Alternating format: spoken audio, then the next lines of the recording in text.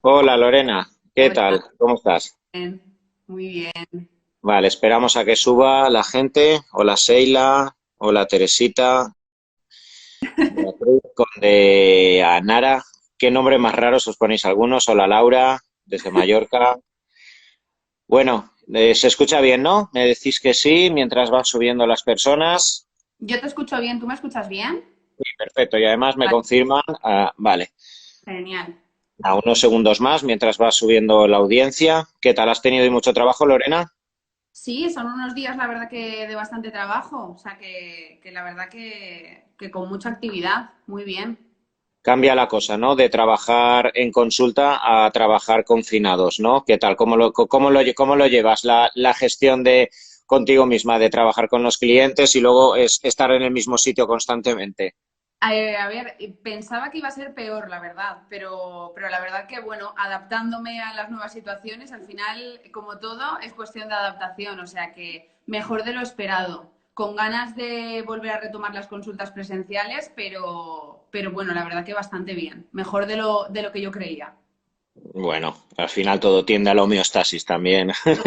Internamente, todos nos adaptamos. Totalmente. Bueno, venga, vamos a ir empezando mientras la gente ya se va conectando. Para todos los que me estáis siguiendo en estos directos, sabéis, pues bueno, desde hace 2 semanas estoy haciendo también directos con gente de mi equipo. Hace 2 semanas hice un directo con Lucía, que trabaja en el equipo de Valencia. La semana pasada hice un directo con Rubén y esta semana pues hacemos este directo con Lorena, que también trabaja dentro de mi equipo de Valencia, y cada semana dentro de las diferentes charlas que vayamos haciendo, pues ya sabéis que hago casos clínicos, hago también con otros divulgadores donde intercambiamos opiniones, pero bueno, considero que también es importante que una vez a la semana os vaya presentando a parte de mi equipo, porque ellos son luego las personas que están en el día a día realmente trabajando con muchos de los pacientes que me buscáis. La práctica totalidad de los pacientes contactan conmigo, yo les veo una vez para revisar las analíticas y para hacer ese diagnóstico médico y para barajar las posibles herramientas con las que vamos a trabajar a continuación, pero luego son ellos, Rubén, Lucía, Lorena, Víctor, Mateo, ¿vale? Somos hasta 11 nutricionistas dentro del equipo los que se encargan de hacer ese seguimiento, personalizar las dietas, aplicar los suplementos y que todas las patologías con las que venís, en este caso Lorena es muy especializada, está muy especializada en patologías gastrointestinales, apoyándonos en todas esas herramientas naturales de las cuales os hablo en los vídeos de YouTube, en las infografías, etcétera. Luego hay que aplicarlo a la práctica, llevarlo ya a la práctica, y es ahí donde ya entra todo mi equipo. En el día de hoy vamos a hablar sobre todo de la repercusión del sistema intestinal, el desequilibrio del territorio intestinal y la repercusión que esto tiene en la salud en general. No sé si yo en el último año ya, pues tú entraste a trabajar conmigo el año pasado en junio aproximadamente, ¿no, Lorena? Verano. Verano. Claro, ya vamos a hacer un año, y sí que es verdad que en este año pues yo he podido observar cómo Lorena se ha involucrado y ha desarrollado muchísimo de su conocimiento diario y de trabajo diario con pacientes con problemas gastrointestinales, colitis, dispepsias, Helicobacter pylori. No sé si es algo que con la práctica diaria en este último año has desarrollado o era algo que a ti te atraía ya desde antes de trabajar conmigo, y pues bueno, yo sé que tú trabajabas ya también como nutricionista y en los herbolarios Navarro, con lo que tu actividad laboral ya siempre ha estado vinculada al área de la salud, pero no Sí. sé si ha sido este último año cuando más te has interesado por el tratamiento y el abordaje integral del intestino, o era algo que ya te atraía desde antes. A ver, era algo que a mí ya me atraía desde siempre. Bueno, yo hice la carrera de nutrición, pero luego sí que es cierto que hice un máster de nutrición clínica y en el máster ya, cuando tuvimos que hacer el final, el trabajo final de máster, yo ya lo hice sobre crecimiento bacteriano y la relación con la obesidad. Entonces, era algo que sí que es verdad que me llamaba mucho la atención y sí que es cierto que en los últimos años pues lo he ido investigando cada vez más. Y bueno, la verdad que con todos estos pacientes que hemos tenido pues en los últimos meses en consulta, cada vez más vamos encontrando pues con un montón de patologías súper diversas, todas relacionadas con lo mismo, con el campo intestinal. Entonces, sí que es cierto que yo ya tenía, pues que siempre he tenido cierto interés por el tema, pero también es cierto que los últimos meses es que ha sido increíble el aluvión de pacientes con problemas gastrointestinales, pero bueno, que es lo que hablamos también muchas veces. El problema intestinal está ahí, pero lo que tú decías inicialmente, eso conlleva a multitud de patologías que tienen su raíz ahí, pero que bueno, que quizá no siempre se relacionan. Cuando vemos una dermatitis o cuando vemos una artritis psoriásica, por ejemplo, quizá no se relaciona y también tiene su origen intestinal. Entonces, pues bueno, hoy por eso me encanta poder hablar de todo esto para poder dar un poco de luz. Bueno, y ahora abordaremos patologías intestinales específicas, como puede ser la infección que cada vez es más prevalente de Helicobacter pylori, que yo sé que es algo que específicamente tú has estudiado mucho, colitis ulcerosa, el síndrome de sobrecrecimiento bacteriano, la permeabilidad intestinal, pero ¿cuántas veces vemos en consulta, y bueno, no solo tú y yo, muchísimos divulgadores, muchos otros médicos, muchísimos otros nutricionistas, pacientes que llevan un largo recorrido a lo largo de muchos años con problemas de fermentación, con problemas de dolor alargado, muy limitante en cuanto a la calidad de vida durante muchísimo tiempo. Personas que no absorben nutrientes y que empiezan a bajar de peso a pesar de que hagan dietas con superávit calórico. Ahí es donde ya uno de los mitos de al final las calorías es una caloría, no, si no No, absorbes nutrientes se cae el mito. ¿Vale? Pero ¿cuántos pacientes, por desgracia, vienen con un largo recorrido, con una barbaridad que nos vienen así el primer día, que nos llevamos las manos a la cabeza y decir, madre mía, como tenga que leerme todo esto aquí 2 horas antes del paciente para leerme todos los historiales y al final, por desgracia, ¿cuántas veces ves la frustración en los ojos del paciente cuando dicen, lo único que me han dicho es que tengo síndrome de colon irritable, síndrome de intestino irritable, dispepsia funcional, que es donde se engloba todo lo que no tengo ni idea. No es una acusación, pero es una realidad. Muchos gastroenterólogos y nosotros mismos muchas veces podríamos englobar en ese saco a decir, pues bueno, tienes un colon irritable, pero que son múltiples los factores que están haciendo que tu intestino no funcione y ahí lo dejan pues coleando al pobre paciente que cada vez hay más por el estilo de vida al que tenemos actualmente. totalmente. A ver, el estilo de vida, sin lugar a dudas, es un factor, pero la alimentación ahí también juega un papel fundamental. Muchas veces lo que tú dices, vienen con historiales tremendamente largos, con un montón de fármacos, suplementos, que es un poco de prueba, error, y como cajón desastre al final es la coletilla del colon irritable o algo así, ¿no? Sí que es cierto que muchas veces las enfermedades se retroalimentan unas a otras, porque, por ejemplo, en el sobrecrecimiento bacteriano, que es una cosa que cada vez se está viendo más, entonces, en el sobrecrecimiento bacteriano, por ejemplo, que hay una sobreproducción de bacterias en el intestino delgado, cosa que no tendría que ocurrir, porque, bueno, donde realmente deben de ocurrir las fermentaciones es en el intestino grueso y el intestino delgado no tendría que tener tanto número de bacterias. Cuando hay sobrecrecimiento bacteriano, muchas veces ese sobrecrecimiento lo que va a generar es la falta o la pérdida, mejor dicho, de la integridad de esa mucosa que nos protege. Entonces, eso genera la permeabilidad intestinal. Esa permeabilidad, a su vez, pues como vemos en consulta, lo que genera son procesos autoinmunes, porque empiezan a pasar sustancias que no han de pasar. Y eso, a su vez, puede generar pues enfermedad inflamatoria intestinal, pues como Crohn, como colitis. Entonces, al final, es como la pescadilla que se muerde la cola, sí que guarda mucha correlación, pero sí que es cierto que además como la sintomatología es muy variada, porque pues puede dar desde el típico cuadro intestinal de diarrea, estreñimiento, distensión, pero también puede dar pues fatiga, puede dar también dolores de cabeza, por ejemplo, pues sí que es cierto que muchas veces es complicado de diagnosticar y al final, por descarte, se dice colon irritable bueno, el síndrome de colon irritable. Entonces, al final es la coletilla de no sé muy bien lo que te pasa, es un cuadro un poco raro y lo llamamos así, pero sí que es cierto que cada vez más es algo que está en estudio de forma continuada, porque sí que es cierto que todo lo que es el sistema digestivo queda aún muchísimo por estudiar, pero pero sí que es cierto que cada vez empiezan a existir más pruebas, por así decirlo, para diagnosticar pues si es un SIBO, si es una enfermedad inflamatoria intestinal, que aunque guarden relación, pues bueno, el tratamiento obviamente no va a ser el mismo. Ujú. Hay que tenerlo claro. Vale, y vayamos entrando un poquito en materia. Algo que cada vez y vemos muchísimo es esa infección de Helicobacter pylori, que es cada vez más prevalente, cada vez genera más sintomatología asociada a gastritis, úlceras gastrointestinales, reflujo gastrointestinal, incluso a largo plazo un Helicobacter pylori con una gastritis crónica podría incluso conducir a un cáncer gástrico, eso está Sí. correlacionado a nivel bibliográfico.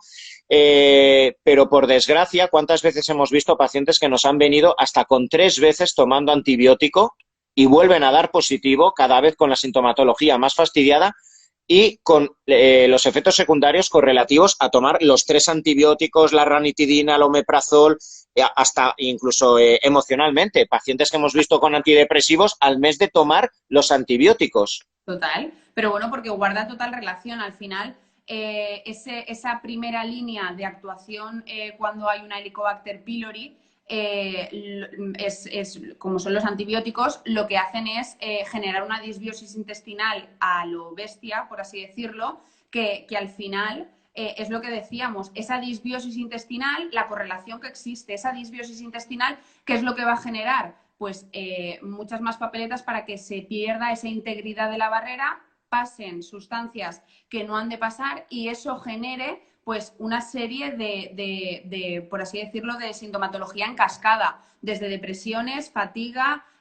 ¿A quién no le ha pasado que se ha tomado un antibiótico? Ya no el específico del Helicobacter pylori, pero ¿a quién no le ha pasado que se ha tomado un antibiótico y a la semana siguiente ha dicho no puedo ni levantarme de la cama?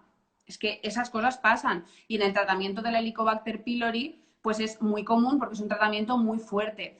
Y también hay que tener en cuenta una cosa, y es que con el Helicobacter pylori, pues bueno, lo que tú decías, gastritis, úlcera, es muy molesta, es cierto que es muy molesta, pero hay muchas veces que el origen de la Helicobacter, el Helicobacter está ahí. Realmente el problema está cuando hay una sobreexpresión o un sobrecrecimiento de esa Helicobacter, ¿vale? Eso también hay que tenerlo claro porque muchas veces caemos en el error de pensar, me ha tocado a mí la Helicobacter, ¿no? La Helicobacter existe, pero lo que pasa es que se ha replicado y entonces es cuando te generas esa sintomatología.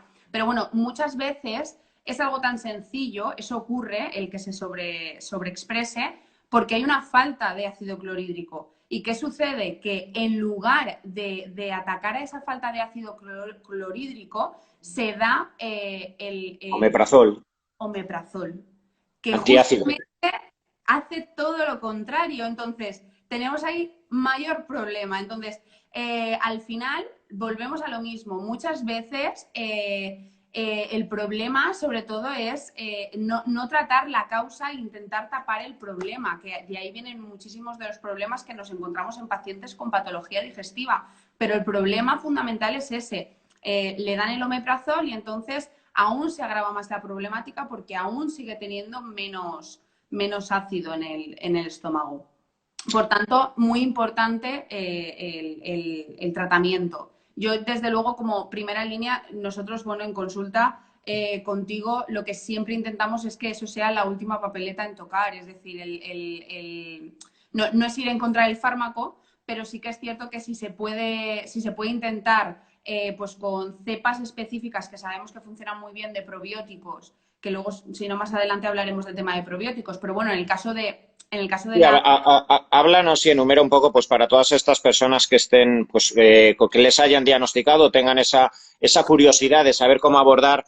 Antes no estamos hablando de no usar los medicamentos, pero No, sino de saber qué otras opciones terapéuticas claro. antes de llegar a esa toma de antibiótico existen. Entonces, ¿tú cómo lo abordas? ¿Qué consejos son los que das a los pacientes con esa infección? Mira, en el caso de la infección por Helicobacter pylori, sabemos que existe una cepa específica de Lactobacillus reuteri que funciona muy bien para bajar la carga bacteriana.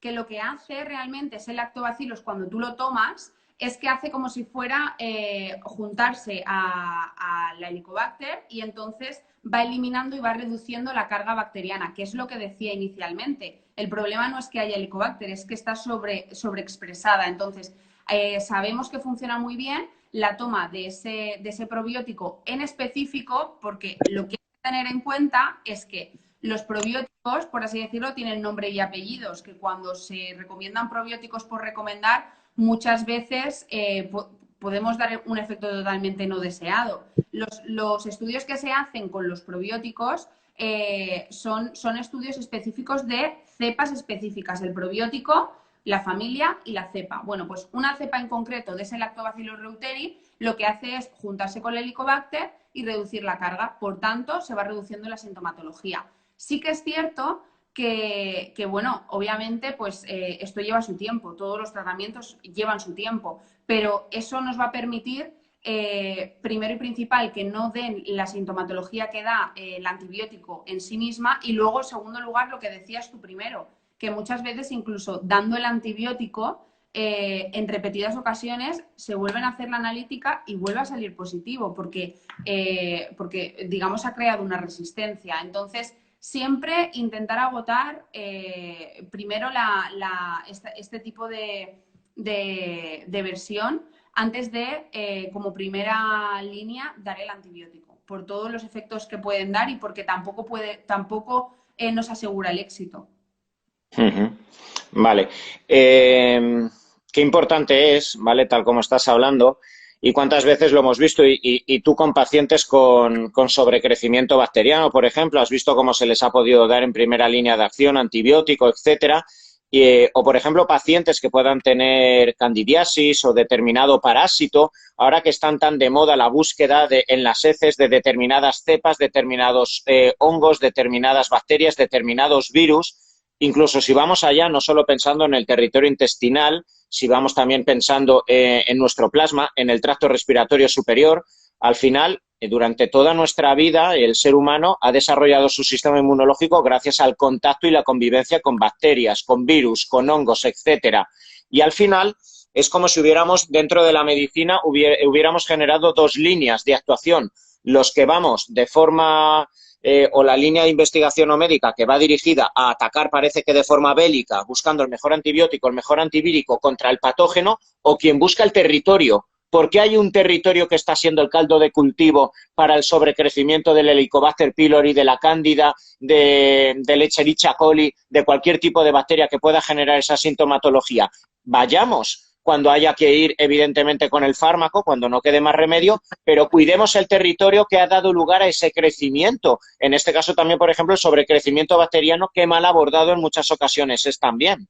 No, el sobrecrecimiento bacteriano muchas veces es un despropósito, porque se ve de verdad que, bueno, primero y principal, yo me he llegado a encontrar en consulta pacientes que vienen y me dicen que su médico no sabe lo que es el sobrecrecimiento bacteriano. Entonces, sí que es cierto que es una patología reciente, entre comillas, pero está muy mal abordado. Pasa exactamente lo mismo. Muchas veces, de hecho, te diré más, se considera tanto el sobrecrecimiento bacteriano como muchas patologías digestivas como si fuera psicosomática. Es decir,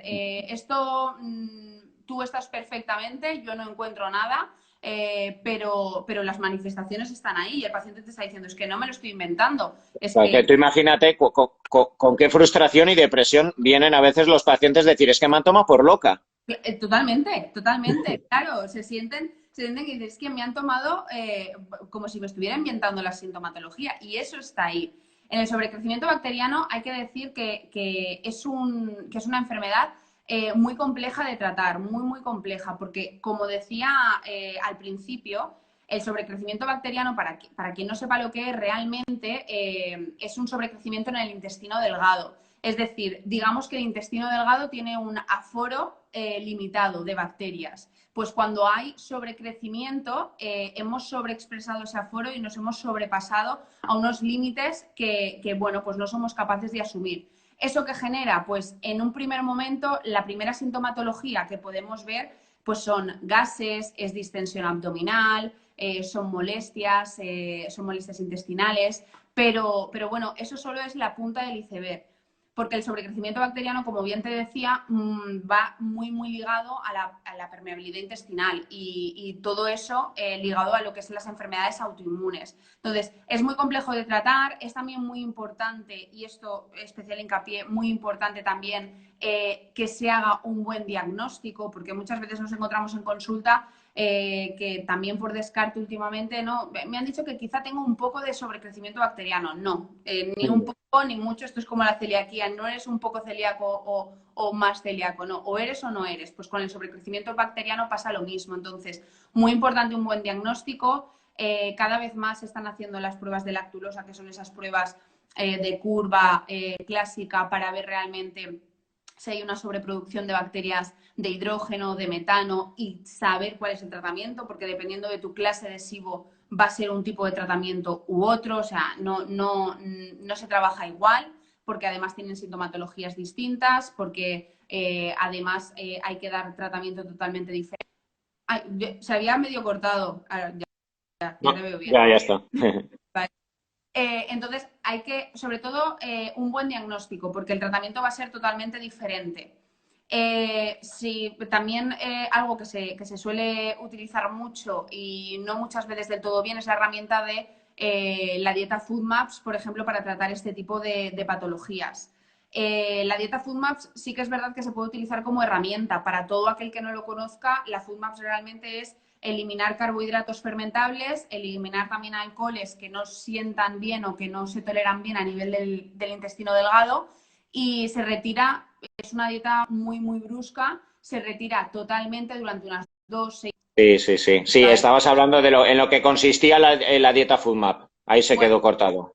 lo que decía es que se puede utilizar como herramienta, pero también me he encontrado casos en consulta que llevan 3 meses con la dieta FoodMaps. Eso tampoco, o sea, no se puede utilizar así. Es una herramienta más, y que decía que no siempre funciona bien. Quiero decir, hay que ver, en el caso del sobrecrecimiento bacteriano es súper importante el diagnóstico justamente por eso, porque yo siempre lo digo, en patología digestiva pasa como la huella dactilar. Cada persona es totalmente única, o sea que hay que ver muy bien cada caso, y sobre todo en el sobrecrecimiento bacteriano. Y parece como si, bueno, en realidad, aunque sí que es verdad que tenemos que hacer diagnósticos específicos y muchas veces en ese intento, en muchas ocasiones, de intentar descubrir el parámetro específico que nos diga cuál es la solución perfecta que requiere cada paciente, el paciente se obsesiona, pero también los terapeutas en muchas ocasiones, y perdemos de vista el contexto global con el que hay que abordar y trabajar al paciente. Y es verdad que en el intestino, al final, incluso aunque te pueda dar positivo determinado parásito, determinada prueba, hay normalmente una correlación de síntomas que ya te hacen, incluso antes de ver todo el historial que te trae la persona, ya te hace intuir que la persona va a traer probablemente una deshidratación de las mucosas, una falta de trabajo de la vesícula biliar y del trabajo hepático, de las sales pancreáticas, Vale. este sobrecrecimiento bacteriano, reflujo, etcétera, esta alteración de la flora intestinal, y cuántas veces se asume, y no hace falta incluso ni revisar, porque además da muchos falsos positivos y falsos negativos, la permeabilidad intestinal, que es algo que me gustaría que expliques, porque esto sí que es algo que cada vez ya está más consolidado y que cada vez escuchamos más, y que es verdad que la práctica totalidad de cualquier persona que lleve un proceso crónico intestinal tiene permeabilidad intestinal. Sí, eso es tal cual. Quiero decir, la permeabilidad intestinal prácticamente en la mayoría de casos de patología intestinal va a estar presente. Y va a estar presente realmente porque se pierde esa integridad de la mucosa intestinal, y por tanto ahí es cuando se empiezan a agravar cierta sintomatología. En la enfermedad inflamatoria intestinal, por ejemplo, pues al comprometer las microvellosidades, al afectar las microvellosidades y al haber esa inflamación, va a poder dar lugar, por ejemplo, a sintomatología como puedan presentarse una intolerancia a la fructosa o una intolerancia a la lactosa, que también muchas veces es adquirida y es como una señal de alarma de que algo está ocurriendo. No es una enfermedad como tal, la intolerancia a la fructosa, a la lactosa o el déficit de algunas enzimas, sino que son sintomatología asociada a procesos inflamatorios. La permeabilidad intestinal realmente, si quisiéramos medirla, se hace en muy pocos casos. Sí que es verdad que tanto en la sanidad pública como en la privada existen pruebas para ver realmente si existe esa permeabilidad, pero vamos, en consulta, con las propias manifestaciones clínicas que te está diciendo el paciente, solamente con eso podemos determinar si hay permeabilidad o no hay permeabilidad. De hecho, te diré que en la gran parte o en la mayoría de enfermedades autoinmunes se sobreentiende que existe permeabilidad intestinal. Lo damos por hecho, o sea, ¿no? Sí, sí. Es que no hace falta que lo diga el paciente, tú ya das por hecho que hay permeabilidad intestinal, porque realmente bueno, la permeabilidad intestinal pues es como un colador que van pasando sustancias que llegan a sangre, que eso compromete al sistema inmune porque nos va a atacar, no va a entender qué está sucediendo y eso va a generar pues trastornos autoinmunes, como decía antes, pues como el Crohn, como la colitis, pero también con trastornos autoinmunes que nada, entre comillas, tienen que ver con el sistema digestivo, como pueda ser la tiroiditis de Hashimoto, por ejemplo, tan común cuando hay esta permeabilidad, o como pueda ser cualquier otra enfermedad autoinmune, como la artritis psoriásica. A ver, creo que ya se la ha quedado otra vez cortado a Lorena. La conexión hoy está fallando un poquito. Una de las maravillas de la medicina y de entender al cuerpo, como muchas veces una persona te puede venir con un problema. Vale, Ahora sí. Lorena. Sí. Bueno, pues estaba comentando a la gente que esta es una de las maravillas de entender holísticamente o integralmente el cuerpo. A lo mejor, ¿cuántas veces hemos visto un paciente, sobre todo mujeres que nos vienen con patologías autoinmunes, artritis reumatoide, sobre todo hipotiroidismos, y les empiezas a decir, porque a nivel intestinal probablemente tengas fermentación, porque probablemente te ocurra esto, no sé cuántos, y se le van poniendo los ojos así, diciendo, ¿y usted cómo lo sabe?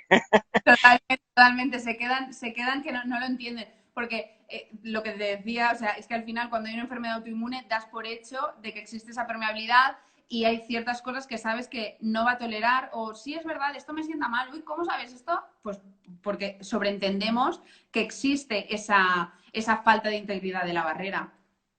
Claro, claro.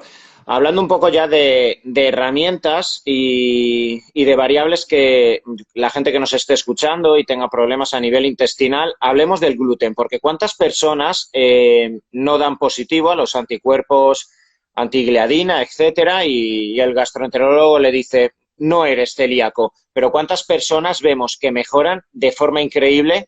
Y con esto no significa que haya que ser radical, porque no hablamos de eliminarlo del todo, pero sí que es verdad que esa sobrecarga de exposición y al menos durante la fase aguda en la cual la persona tiene los síntomas, que luego se puede volver a reintroducir y es a lo que tendemos a hacer con los pacientes, pero ¿cómo nos soluciona esa retirada de gluten, proteínas lácteas, lactosa? Hay determinados alimentos que es una realidad que generan inflamación. Sí, ¿no? Y a ver, además con el tema del gluten, yo estuve leyendo mucho sobre el tema del gluten y me llamó muchísimo la atención porque decía que hay muchísimos casos de sensibilidad al gluten no celíaca, es decir, no hace falta ser celíaco para tener un problema como tal cuando tomas el gluten. Entonces, con el tema del gluten pasa una cosa, lo que tú dices, lo retiras no de forma, ¿cómo decirlo? Radical. Radical, no de forma radical, pero sí que es cierto que lo retiras y mejora mucho la sintomatología.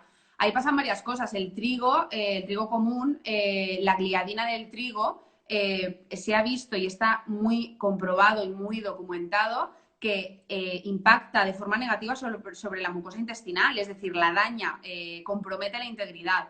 Y luego también está otro tema, que es la zonulina, que también ahora se empieza a cada vez más a verla bueno, en analíticas, en investigar y tal. La zonulina realmente es una proteína que expresan las células intestinales y que está visto que también compromete todo lo que es la integridad de la mucosa. Y el De hecho, gluten, es una de las pruebas que se mira para verificar si hay permeabilidad intestinal. exactamente. Entonces, el gluten se sabe que aumenta esta proteína. Entonces, hay muchas piezas del rompecabezas, pero sin lugar a dudas que el gluten mejora la sintomatología cuando nos encontramos en una enfermedad autoinmune que damos por hecho que hay permeabilidad, es una realidad que vemos en consulta cada día. O sea, eso está claro. Y luego, bueno, el gluten es una de ellas, pero sí que es cierto, por ejemplo, que en cuestiones de la permeabilidad intestinal, volviendo un poco al tema, en la permeabilidad intestinal hay que tener en cuenta también otras muchas cosas. Decíamos que la alimentación juega un papel fundamental, por supuesto, pero el estilo de vida también, es decir, ambientes tóxicos como pueda ser desde el tabaco y el alcohol, que es como lo tenemos muy asociado a algo negativo, pero el sedentarismo, por ejemplo, también se puede considerar un hábito totalmente tóxico que también va a influir de forma negativa sobre la integridad de la mucosa. También va a influir de forma negativa el uso muchas veces que se le da a ciertos medicamentos sin pensar demasiado en cuáles son las consecuencias. Medicamentos, pues la aspirina, el paracetamol, que parece que tomamos como algo muy habitual, también compromete la integridad de la mucosa. Y luego, bueno, sí que es cierto que hay ciertos alimentos que también nos pueden ayudar a mejorar lo que es la barrera intestinal, a que esa permeabilidad, por así decirlo, se vaya cada vez recuperando, como pueda ser, bueno, la vitamina B6, por ejemplo, está muy directamente relacionada con mejorar la reparación de todo lo que es el daño de la mucosa. La vitamina B6, por ejemplo, se encuentra en espinacas, se encuentra también en legumbres.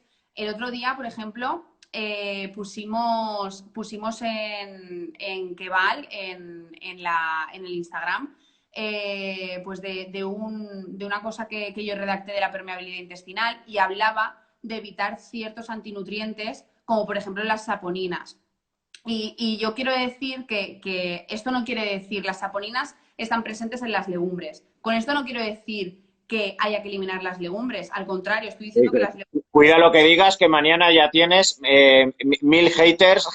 No pasa nada, no pasa nada. Pero lo que quiero decir es que no quiero decir que se eliminen las legumbres. Las legumbres son ricas en B6 y sabemos que funcionan muy bien para reparar la mucosa intestinal. Lo que quiero decir es que hay que hacer especial atención a las saponinas de las legumbres. Las saponinas, a todo el mundo seguro que en su casa ha abierto un bote de garbanzos, lo ha puesto bajo el grifo y ha salido la típica espuma. Eso son las saponinas. Exacto. Eso es lo que hay que eliminar. O sea, si tú te encargas de limpiar bien la legumbre y eliminas por completo la saponina y luego lo cocinas, no tiene por qué generarte un problema. Y al contrario, al ser ricas en B6, también te van a ayudar a reparar la mucosa. Entonces, todo hay que verlo pues dándole especial atención donde tengamos que darla. Pero que hay que dejar bien claro también muchas veces la controversia que puede causar no tomes saponinas, pero te estoy diciendo que tomes B6, ¿vale? Pues ahí está el kit de la cuestión. Luego también, bueno, la B6 hemos dicho, el zinc, ¿vale? Que es un mineral súper importante también para reparar todo el daño que se pueda estar produciendo en la mucosa y el zinc, bueno, pues se puede suplementar. También hay alimentos pues como el chocolate negro, como las ostras que quizás son menos utilizadas, como los frutos secos también, que lo mismo, los frutos secos muchas veces no se toleran en una persona que tenga problemas a nivel digestivo. Bueno, pero se pueden hacer cosas. Se pueden poner a remojo y tomarlos al día siguiente tostados y no te va a generar ningún problema. Entonces, al final, esto también es muy importante explicarlo al paciente cuando viene a consulta porque no se trata de ser radicales en las pautas de alimentación, de esto no lo puedes comer porque tiene las saponinas, lo otro tampoco porque tiene ácido fítico, lo otro no, sino se trata de darle herramientas para que lo pueda llevar a cabo de la mejor forma posible. Y bueno, luego lo último a destacar, por así decirlo, para el tema de la permeabilidad, la glutamina. La glutamina, bueno, pues a ver, es un suplemento de base que sabemos que funciona muy bien porque funciona un poco como si fuera cemento de todo eso que se ha perdido, de esa conexión que se ha perdido.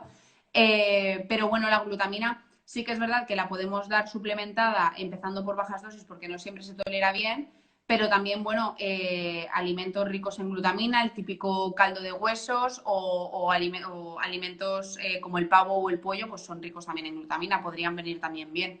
O sea que se pueden hacer muchas cosas en el contexto de la alimentación. Mm. Qué importante.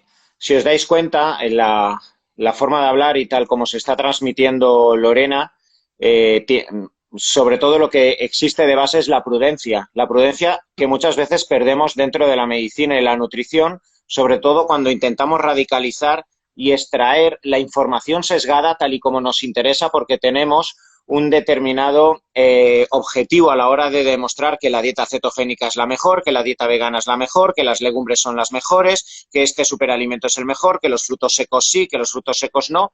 Al final, si una cosa demuestra la ciencia, es que la ciencia hay que cogerla muchas veces con pinzas, porque no sabes cómo se han hecho los estudios, el número de muestra que hay después, si se ha hecho una dieta cetogénica, qué tipo de grasas se ha introducido, si se ha hecho con fibra, qué tipo de antioxidantes. Imaginaos lo que acaba de decir ahora mismo Lorena, se hace un estudio para verificar la repercusión que tienen las legumbres en una permeabilidad intestinal o cualquier proceso inflamatorio y algo tan absurdo como que los científicos no hayan tenido en cuenta pues esa limpieza, esas saponinas, esa repercusión de fructooligosacáridos que puedan existir de base, etcétera, pues puede generar resultados totalmente diferentes en dos estudios, incluso con 3.000 personas de muestra, que asumimos que deben dar resultados totalmente estadísticamente significativos y luego a la hora de la verdad cuánta prudencia tenemos que tener los médicos, los nutricionistas, los preparadores y los propios científicos a la hora de elevar a los cielos cualquier conclusión. Tenemos que ir con muchas pinzas y eso es algo que solo da, evidentemente, la madurez y el tiempo de trabajo.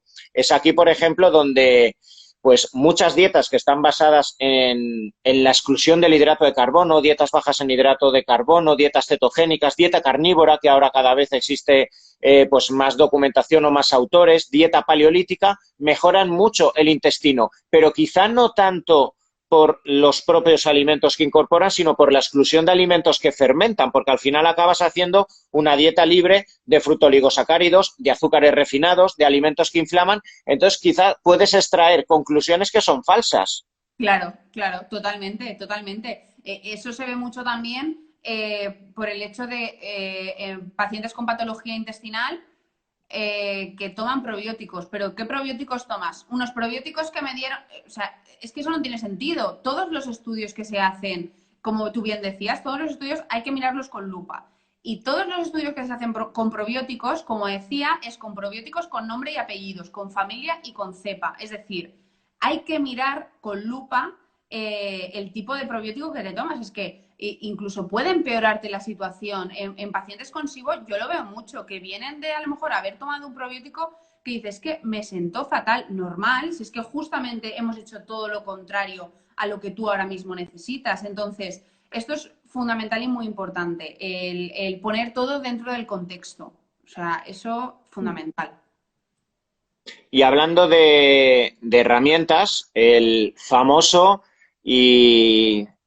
pues bueno, criticado y vilipendiado y también por desgracia también por otros autores llevado al Olimpo de los dioses, el ayuno intermitente. ¿Qué repercusión tiene? ¿Qué beneficios tiene y los tiene evidentemente para el territorio intestinal? Yo siempre digo que el ayuno intermitente hace como, o sea, yo lo pauto en determinadas ocasiones, hay que ver mucho el contexto de cada paciente, pero sí que es cierto que un ayuno digestivo inicialmente entre 12 y 14 horas, en muchos pacientes se ven muchos beneficios porque, pues esto, ayuda a que haga como si fuera una especie de reseteo intestinal que permite luego tolerar mucho mejor las primeras ingestas. Entonces, sí que es cierto que puede ser una herramienta, como te decía, por ejemplo, con la Food Maps, pero no puede ser el tratamiento de base, es decir, no podemos mandarle a todo el mundo que haga ayunos intermitentes porque muchas veces lo que ocurre, que esto también lo hemos hablado muchas veces, es que nos estamos olvidando de también ver otras cosas en el tratamiento holístico, en el tratamiento con las analíticas, en la que la persona está hiperacelerada, en un estado hiperacelerado, que lo que menos le interesa es llevar al cuerpo a una señal de alarma como pueda ocasionarle el ayuno intermitente. Entonces, todo hay que verlo dentro del contexto. O sea, porque muchas veces sabes que nos hemos encontrado con pacientes donde su problema de base ha sido, por ejemplo, el cortisol. Tenerlo totalmente agotadísimo, agotadísimo por cuestiones, bueno, de estrés, de historias, y es lo que no le está dejando avanzar en su enfermedad digestiva. Entonces, Exacto.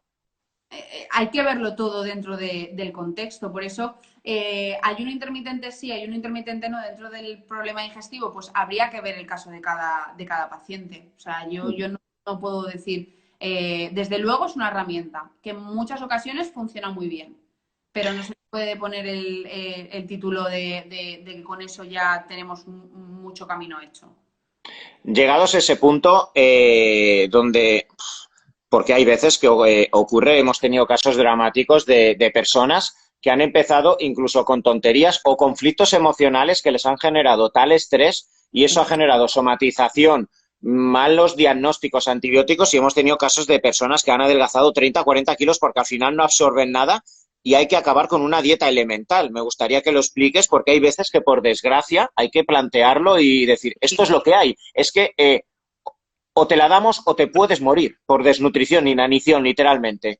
Sí, bueno, pues en muchas ocasiones sí que es cierto. Lo que hay que tener en cuenta es que al final al intestino debe de llegar ya todo lo más predigerido, entre comillas, posible. Entonces, muchas veces, por ejemplo, la falta de ácido clorhídrico, entre otras, puede producir que ciertas proteínas, en carbohidratos y en grasas también pasa, pero ciertas proteínas, por ejemplo, pues no se lleguen a digerir del todo bien. Es decir, en la primera fase en la que la proteína tiene que llegar a convertirse hasta un aminoácido y ese aminoácido ya digerirse en el sistema en el intestino, muchas veces, como no hay ácido clorhídrico, no hay, por así decirlo, las mejores condiciones para que se digiera esa proteína, pasa a la siguiente fase de digestión sin que se haya llegado a convertir en el aminoácido que el intestino es capaz de metabolizar. Entonces, ¿qué es lo que ocasiona? Pues una muy mala digestión, una tolerancia fatal. Eso causa que la persona no quiera comer más proteína porque le sienta fatal. Entonces, una serie de circunstancias.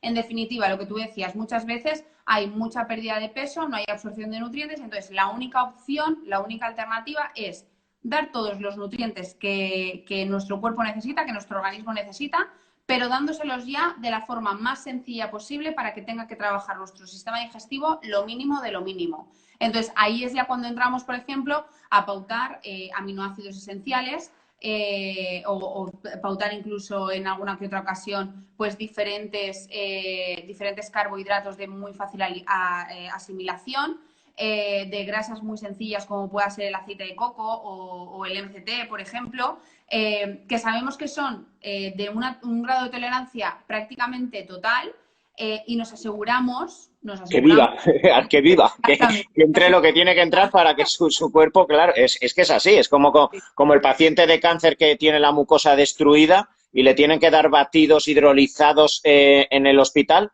para que absorba, es que y no se muera, literalmente. Totalmente. Entonces, es una herramienta. De hecho, por ejemplo, en sobrecrecimiento bacteriano, en Estados Unidos se hace mucho dar dieta elemental. Digamos que tienen como diferentes líneas de actuación. Una es la línea de fármacos, otra es la línea de herbáceos y otra es pautar dieta elemental.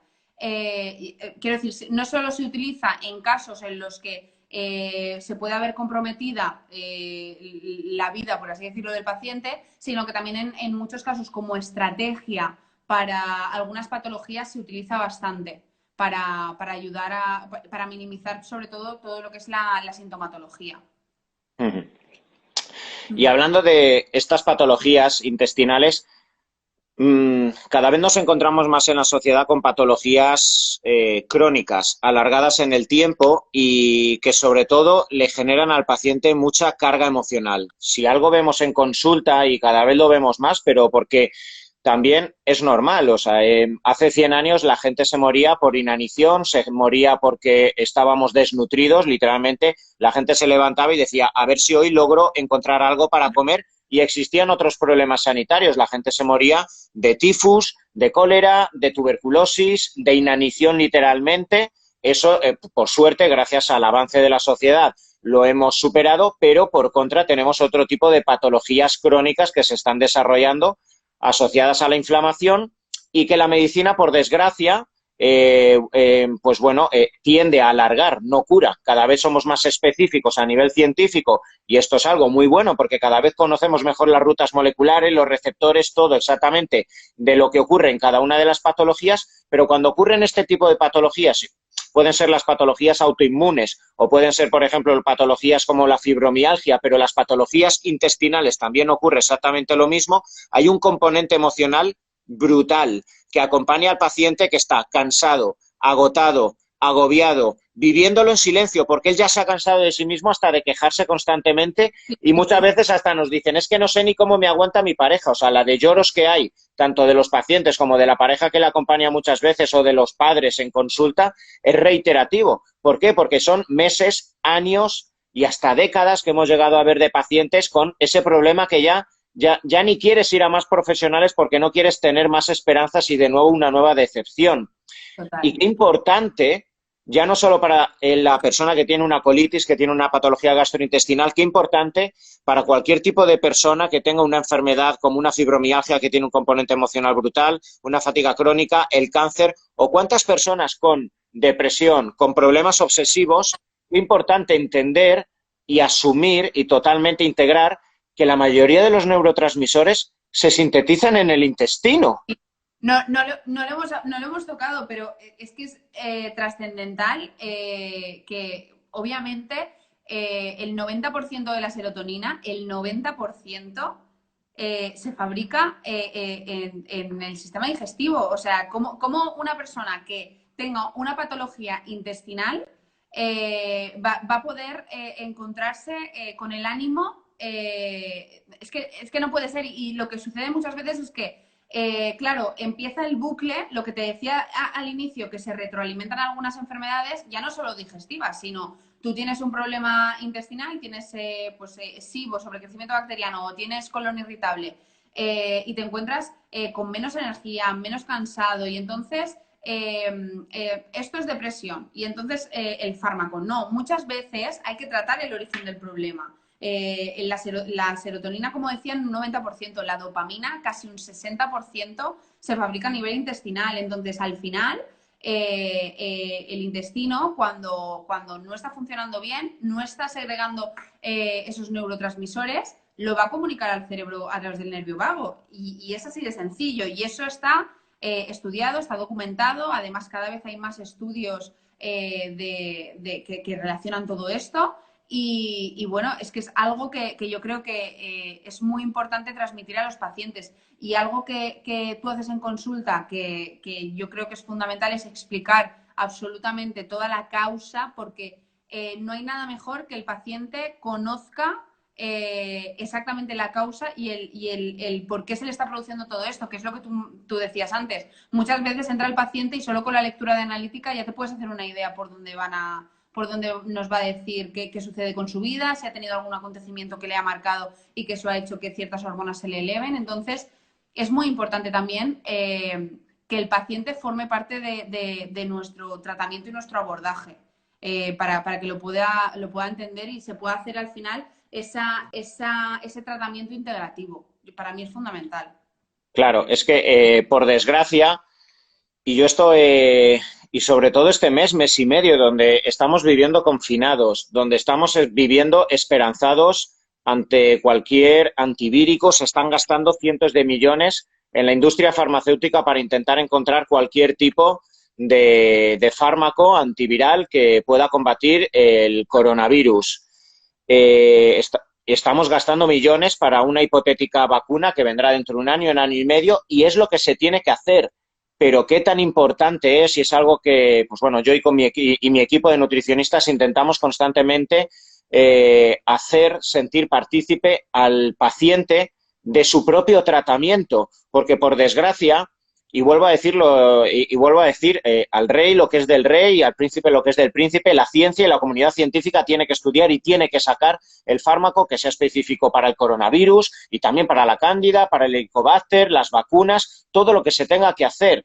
Pero hacer que los pacientes, y cada vez con patologías tan crónicas, tan multifactoriales, se sientan simplemente presas del destino, presas del karma, que hasta incluso lleguen a preguntarse constantemente, como nos dicen en consulta, es que hasta tengo sentimiento de culpa porque algo habré hecho yo para estar tan jodido en mi vida. O sea, que un paciente lleve arrastrando 10 años síntomas que le afectan en la calidad de vida a él y a su entorno familiar y que la persona viva en silencio, un sentimiento de culpa porque hasta llega a pensar que algo habré hecho yo o en esta o en la anterior vida para estar tan jodido, evidentemente le baja tanto la autoestima, le hace sentirse tan presa del destino que solo le queda o que la medicina me dé el fármaco que sea la panacea o rezar a Dios o tomar agua bendita, que al final, evidentemente, o intentas hacer partícipe y que el centro vital de esa experiencia que va a ser la sanación sea el propio paciente a través del entendimiento. Yo siempre os he explicado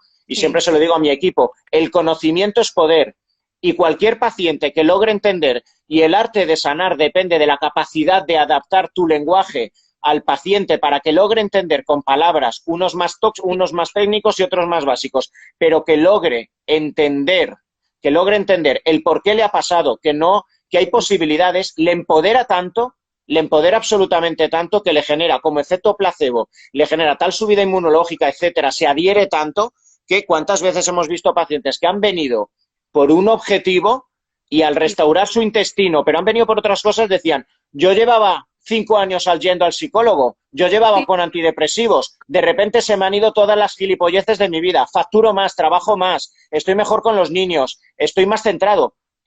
Transformaciones emocionales. No, no, no, es que para mí es, y de hecho cuando empecé a trabajar contigo, o sea, es que fue una de las cosas que más me gustó porque explicar tan claro el que el paciente también tiene que formar parte íntegra de ese tratamiento y explicar, como muchas veces tú sabes que pues les hemos explicado, pues mira, toda la permeabilidad intestinal, esto es lo que pasa, esto tal, esto hace que el sistema inmunológico se ponga hiperactivo y esto ha podido generar, bueno, todo lo que le podamos explicar al paciente, que se quedan anonadados y dicen, es que esto nunca me lo habían explicado, yo esto no sabía en qué consistía, o sea, ni yo mismo sabía en qué consistía la enfermedad que padezco. Entonces, hacerle parte, es lo que tú dices, al final es también un plus, por así decirlo, de motivación e incluso, ya te digo, que es que muchísima más efectividad en el tratamiento. O sea, a mí no se me ocurre otra forma de abordarlo que formando parte con ellos, desde luego. Claro, y qué importante es a partir de ahí generar tratamientos holísticos. Y vuelvo otra vez a lo mismo.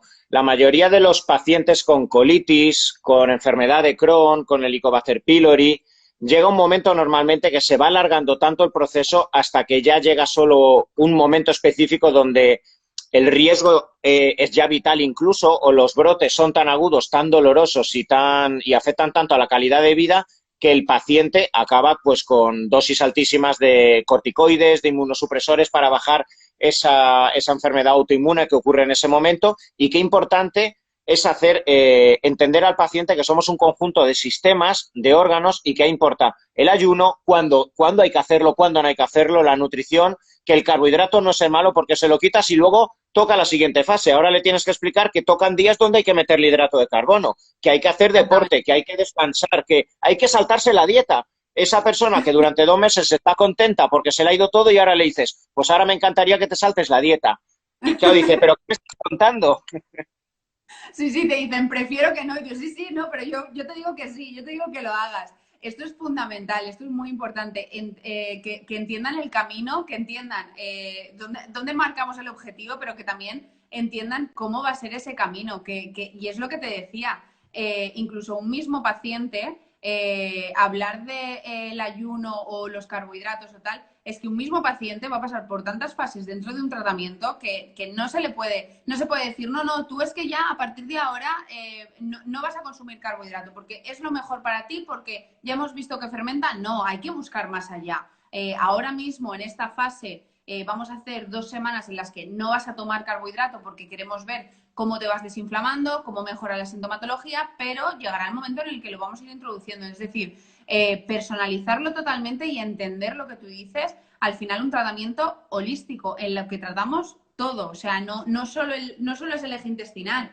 Es también tu sistema energético, es también cómo estás descansando por la noche. Al final es un conjunto de todo. Y fijaos hasta qué punto hay que tener todo en cuenta, que nosotros que intentamos trabajar de forma holística y con herramientas naturales, llegan muchos momentos, y esto por desgracia nos ha pasado, cuando no ha habido ninguna posibilidad, hemos sido los primeros, y bueno, yo como médico evidentemente he sido yo, y cuando me lo han consultado y hemos visto el caso clínico, como médico he tenido que recetar una pequeña cantidad de hidrocortisona en pacientes que la han perdido quizá ya y ya no tienen capacidad de liberar hidrocortisona, y la verdad que ha sido a veces milagroso. 2 semanas de una pequeña cantidad de hidrocortisona en pacientes que estaban ya tan inflamados que no liberaban, y ha sido, revolucionario, como han vuelto a tolerar alimentos, todo. O sea, que volvemos a lo mismo. La medicina también, cuando la propia medicina química entra en juego en este tratamiento.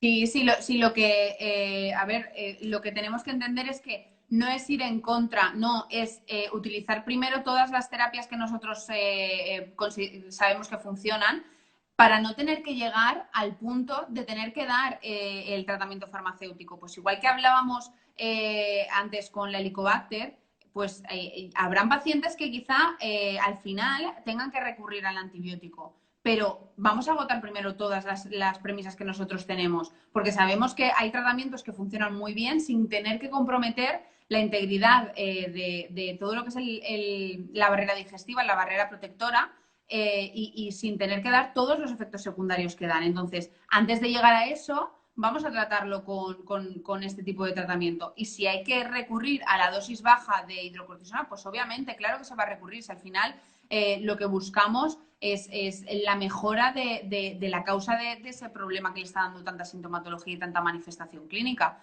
Pero el objetivo es ese, vamos, que no tengamos que llegar a ese punto de pautarlo. Claro. Me quedan 2 puntos pequeños, van a ser cortos, os lo prometo, pero creo que os van a gustar mucho.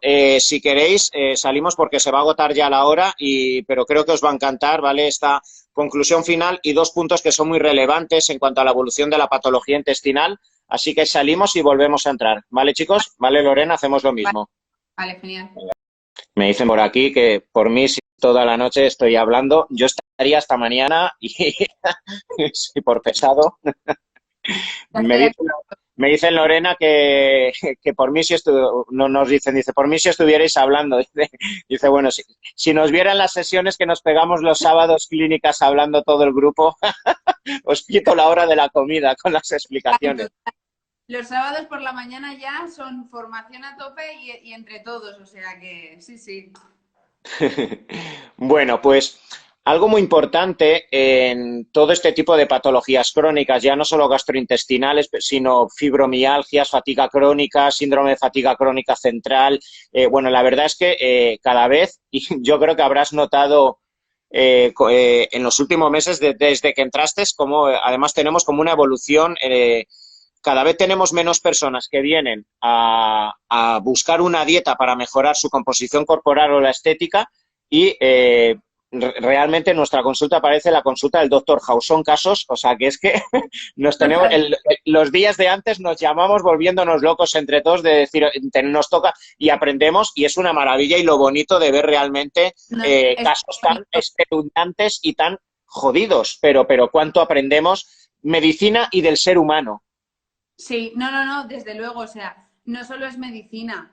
Y sabes que yo muchas veces te lo he dicho, que hay sesiones que son, o sea, yo creo que el paciente viene con un tratamiento muy jodido, y solo de el tratamiento, de la consulta que se le da, de toda la explicación, sale al final con un chute de energía que solamente eso ya es un avance tremendo en pacientes que llevan años muy Desconfiados. sí, sí.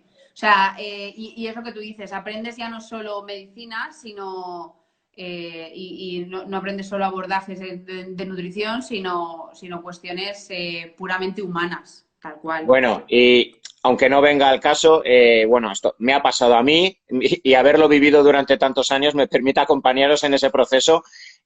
Soy consciente de que muchas veces, más de una vez, os vais jodidos a casa, porque no es fácil escuchar esos dramas Total, muy profundos en consulta. totalmente, totalmente. Tener la lágrima delante del paciente cuesta a veces. Sí, sí, no, desde luego, o sea, tienes que ponerte ahí un poco de escudo, pero sí que es cierto que obviamente atraviesa el de profesional y humano, es que es totalmente, la barrera es corrompible, entonces pues hay muchos casos que son muy difíciles, muy complejos, gente con historias muy duras. Pero bueno, también es lo bonito de todo esto. O sea, no hay nada que sea más reconfortante, por lo menos hablo por mí, de poder ir viendo la evolución de un paciente. O sea, poder ver casos en los que ves que el paciente de la consulta 1 ha venido sin poder tolerar nada, fatal, vamos, malas digestiones, descansando fatal por la noche, y poder ver cómo es un proceso largo, pero está que mes tras mes va viendo una evolución positiva, aunque también he de decir que todo es bonito, pero el tratamiento, como siempre, se encierra. O sea, hay momentos buenos, hay momentos malos, pero bueno, poder ver esa evolución para mí es súper gratificante, vamos, de lo más gratificante que existe. Y algo que has dicho, y es algo que justamente quería hablar, en todo este tipo de patologías crónicas, y da igual cualquier tipo de patología crónica, podemos hablar de una fibromialgia, de un síndrome de fatiga crónica, de cáncer, de patologías intestinales, de Helicobacter pylori. Tú acabas ahora de nombrarlo y esto es algo que, de lo que siempre hablamos y es algo que verificamos constantemente en consulta. La evolución siempre se encierra. ¿Y qué importancia tiene entenderlo y tiene que lo entendáis?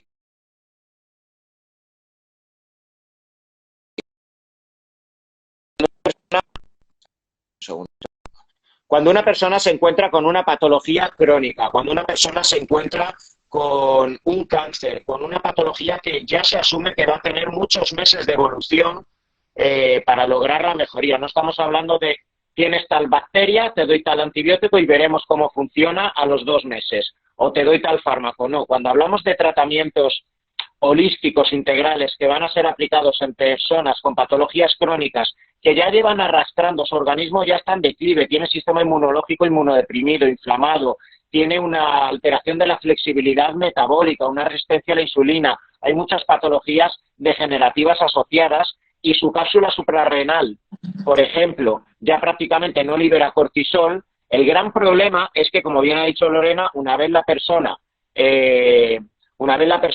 ya logra saber lo que le está ocurriendo, se adhiere, se motiva, etcétera. A ver, me dicen que se escucha entrecortado. A ver, ahora, Se entrecorta un poco. ahora ya me escucháis. Es que entró una llamada y se ha cortado. A ver, ahora ¿ya se escucha mejor o? Se te escucha mejor, se te escucha mejor, es que se entrecortaba un poco. Vale, vale, pues a ver, como decía, que cuando una persona empieza a mejorar de cualquier tipo de patología crónica, a ver, me dice Lucía que no se escucha. Se escucha, pero entrecortado.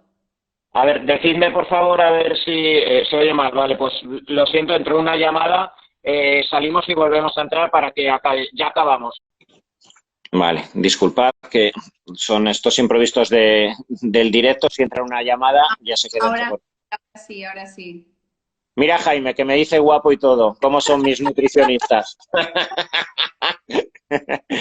Bueno, nada, que entró una llamada y pues bueno, ya se altera la conexión.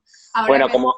ahora perfecto. Vale, vale. Pues bien, como bien os decía, cualquier tipo de patología crónica, cuando empieza a mejorarse, tenemos ese componente emocional donde la persona, simplemente por el efecto placebo, pues ya mejora su sistema inmunológico, libera endorfinas, todo eso tiene un componente, se adhiere muchísimo. Las primeras semanas la persona hace muy bien la dieta, pero normalmente, y esto es algo que ya conocemos todo el equipo y que lo vemos constantemente y lo ve cualquier profesional, hay una fase de evolución donde la persona durante 2 semanas empieza a mejorar paulatinamente todos los síntomas, se encuentra eufórico, se encuentra muy bien, se encuentra adherido, se encuentra enganchado y te manda un email a las 2 o a las 3 semanas diciéndote es increíble, la vida me va mejor, la vida es más bonita, el cielo brilla más y a lo mejor ese día llueve, pero para él el cielo le brilla. Se le han ido todos los síntomas, piensa, él va más allá. Yo creo que pues soy capaz de quitarme los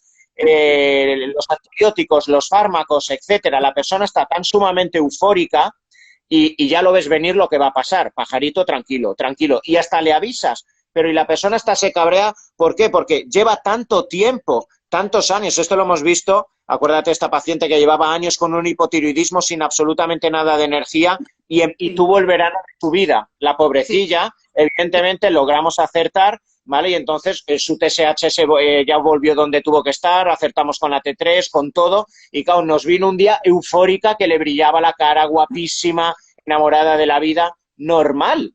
Pero ¿qué ocurre? En esos momentos donde hay una aparente mejoría, la persona quiere exprimir a la vida, quiere total, exprimirla como... ¿Por qué? Porque viene de tal miedo, viene con tal condicionante de haber sufrido tanto, de no tener energía, de no tener nada de cortisona, ¿vale? Acordaos siempre, la cortisona es la hormona antiinflamatoria que tenemos de base y cuando en estas patologías crónicas se va alargando todo en el tiempo, llega un momento que el organismo ha liberado toda la cortisona hasta quedarse sin ella y sin cortisona no nos podemos desinflamar de la vida y la vida es total. proinflamatoria. ¿Y qué ocurre cuando de repente empieza todo a mejorar? Te dan alimentos antiinflamatorios, te hacen ayuno intermitente que es antiinflamatorio. Te dicen que no, que dejes de entrenar los 7 días a la semana que hacías para entrenar solo 3 días. La persona, pues evidentemente duerme mejor, le das algo para dormir, lo equilibras, etcétera. Se siente sostenido emocionalmente por alguien externamente. Pues el primer mes tiene una subida increíble. ¿Y qué ocurre?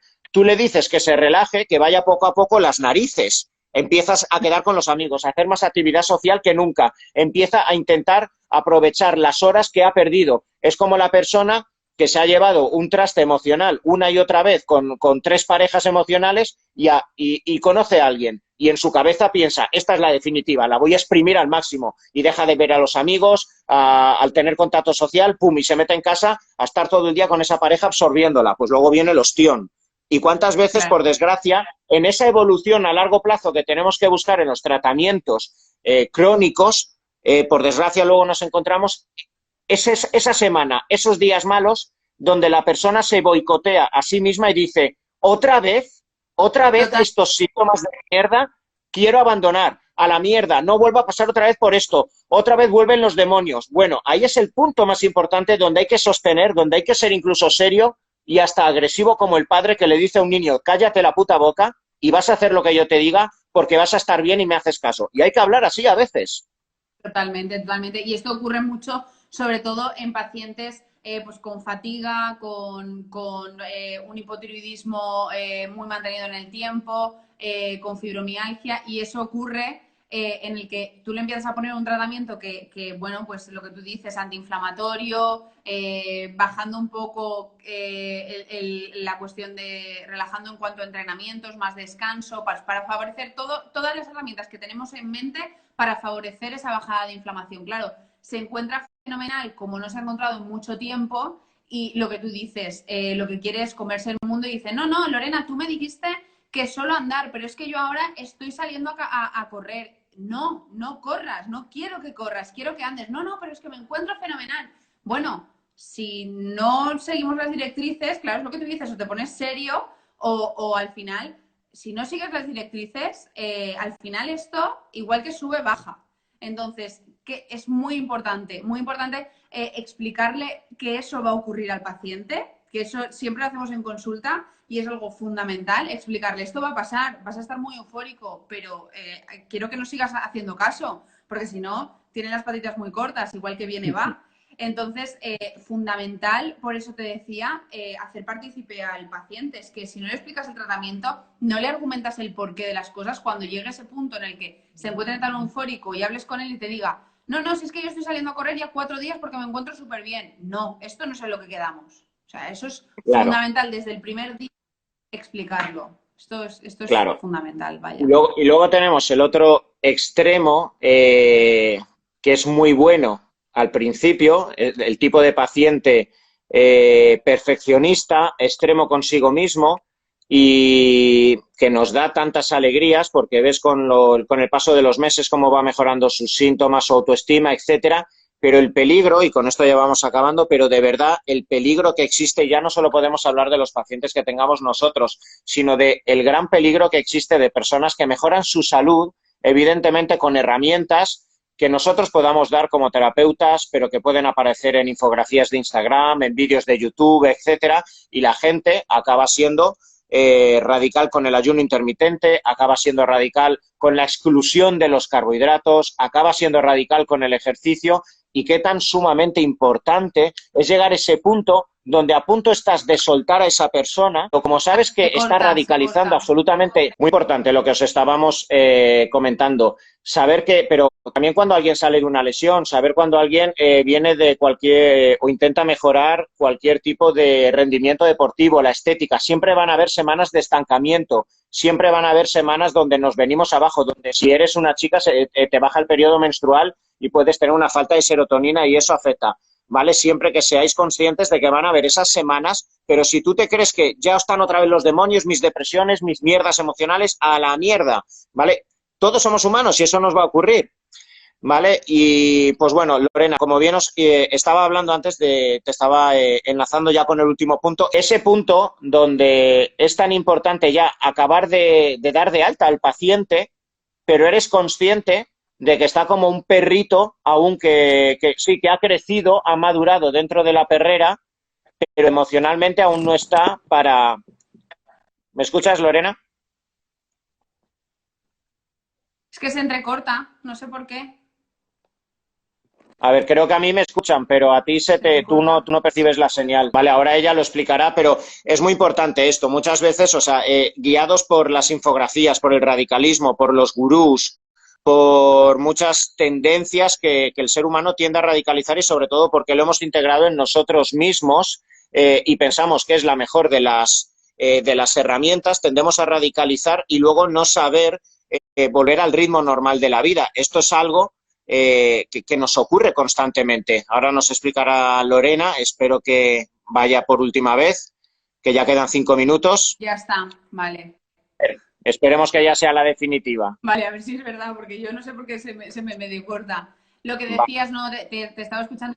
Sí, Lo que ese decías punto del es importante, claro, donde hay que hacer entender a la persona que debe volver a la sociedad, debe volver otra vez a integrarse, debe saltarse la dieta, debe volver a enamorarse de lo que es, que yo siempre lo digo, que yo hablo de la resistencia a la insulina, pero que mi comida favorita son los Big Macs.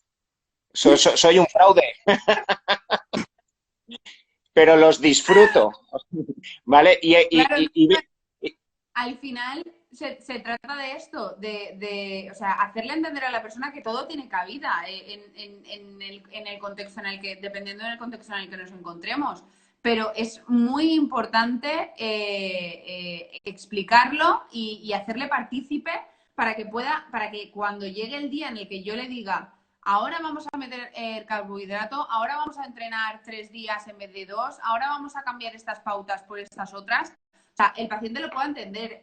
Si tú le das toda la argumentación y le explicas todo bien el tratamiento, el paciente quiere que vayas de su mano. O sea, quiere. Eso es fundamental. que el paciente quiere, bueno, vamos a dejarlo aquí porque es que creo que ahora, bueno, no hay forma de que se enlace la conversación, pero bueno, creo que lo han entendido, a mí sí me están escuchando y que quede bien claro. Finalmente tenemos que lograr que los pacientes logren integrarse en la sociedad, no tenemos que ser radicales, tenemos que intentar que finalmente la sanación de cualquier paciente sea un compendio de herramientas, sea de forma integral el conjunto de ayunos, de deporte, de cargas de hidrato de carbono, de descargas, de saber cuándo saltarse la dieta, de volver de nuevo a integrar pues todas las herramientas dentro de nuestra vida diaria. Parece que a Lorena, pues bueno, ya se le ha cortado decirle, pues bueno, que haya estado hoy en el día de hoy, que entendáis del todo, a ver si, bueno, aunque sea solo para despedirte, Lorena, a ver si puedes entrar, ¿vale? Pero bueno, simplemente daros las gracias de nuevo, que espero que estéis aprendiendo con todas las charlas, todos los directos. Evidentemente, al ser directos existen estos imprevistos y estas, pues bueno, estas cosas imprevistas. Además, estamos en momentos donde hay mucho consumo de datos y se generan muchas interferencias. Pero bueno, simplemente quería que te despidieras, darte las gracias, Lorena, por todo. Bueno, al final, durante una hora y cuarto han aprendido mucho las personas. Ese último punto, pues bueno, ha costado. Nada, darte las gracias y que puedas despedirte de todas las personas que han estado hoy viéndonos. A ti, muchas gracias por dejarme formar parte de... Que no hay forma. Me ha encantado poder participar. Me ha encantado poder participar y bueno, no sé, espero que para todos hayamos sumado un poquito más ahí, un granito más de arena.